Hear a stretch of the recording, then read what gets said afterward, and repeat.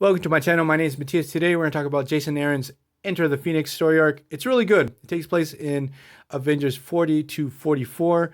There's just one little thing that I really didn't like about the story. I don't like how Aaron characterizes Black Panther at moments.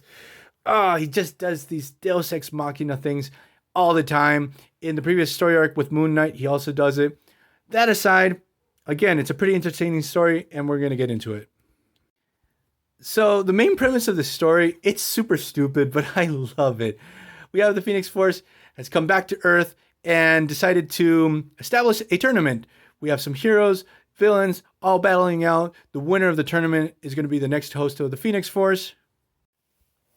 So the whole situation with the tournament and everything surrounding the tournament feels very contrived, but Jason Aaron is able to pull it off and give us a believable story.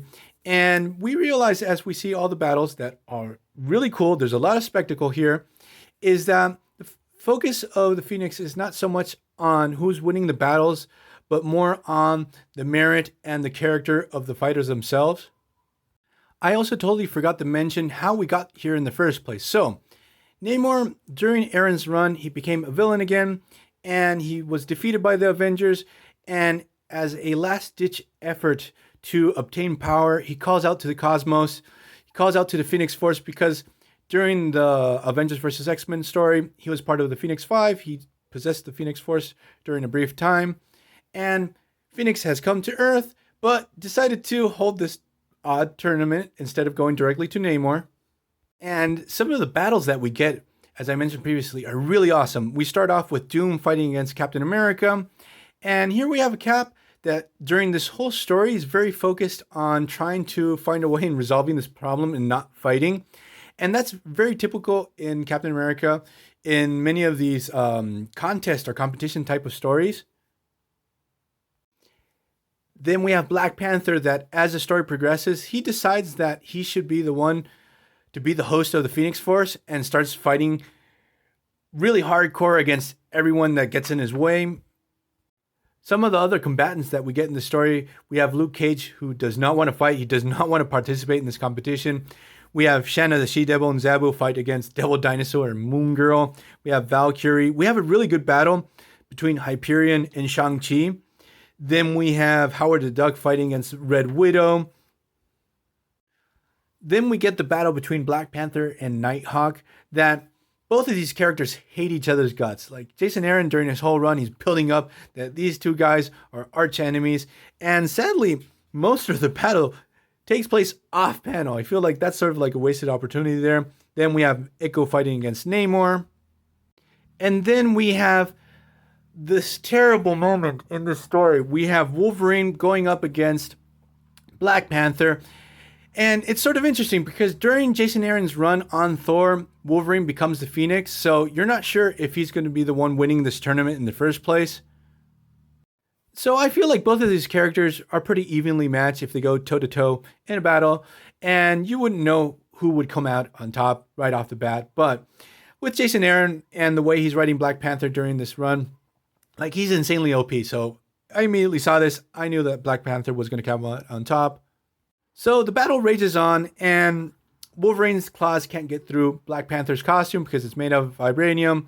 It makes sense. And then we get to this situation where Wolverine's got both his claws. He's about to pop out the third one.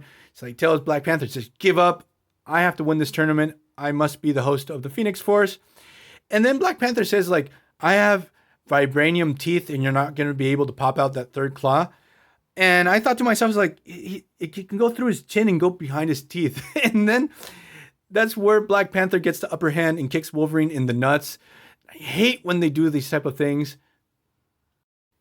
This spells the beginning of the end of Wolverine in this competition, and Black Panther is able to defeat him. And I just thought it was just terrible how this was handled. Something pretty big happens in this story. They retcon a big part of Thor's past. Because Thor's fighting against the Phoenix Force. He's not part of the tournament.